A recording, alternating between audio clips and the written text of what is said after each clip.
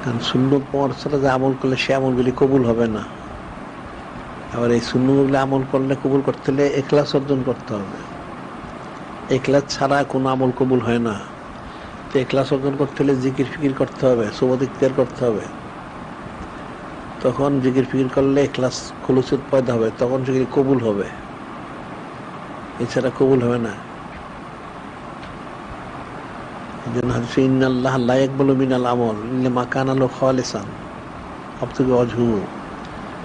ইন্নাল্লাহ লা ইয়াকবালু মিনাল আমল, আল্লাহ কোনো আমল কবুল করেন না যেটা খালেস ভাবে ওনার জন্য করা না হয়।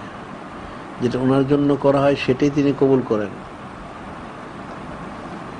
যে ইখলাস ছাড়া কোনো আমল কবুল হবে না। ইখলাস অর্জন করতে হবে। মানুষ এখন সুরতার অনেক আমল করে, কিন্তু আসলে কবুল তো হয় না একটাও, যার জন্য সে ফায়দা লাভ করতে পারে না। ফায়দা লাভ করতে হলে তাকে ইখলাস অর্জন করতে হবে। এই জন্য নূরে মুজাসসাম হাবিবুল্লাহ হুজুর পাক বলছেন, আকলিস দিন ইয়াকফিকাল আমলুল কলিল। আকলিস দিন আকা, দিনের মধ্যে খুলুসুত পয়দা করা, অল্প আমলই যথেষ্ট হবে।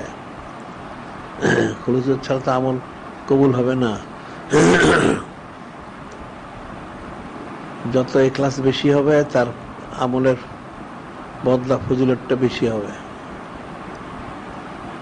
ইখলাস ছাড়া তো কোনো কাজ হবে না। তোমাদের 1 ঘন্টা জিকির করা ফরজ যায়নি, এটা মনে রাখতে হবে। কিন্তু জিকির করেই না অনেকে। তোমরা রসমি বয়াত হয়েছ, রসমি আমল করো, তো রসমি আমল করে তো ফায়দা লাভ করতে পারবে না।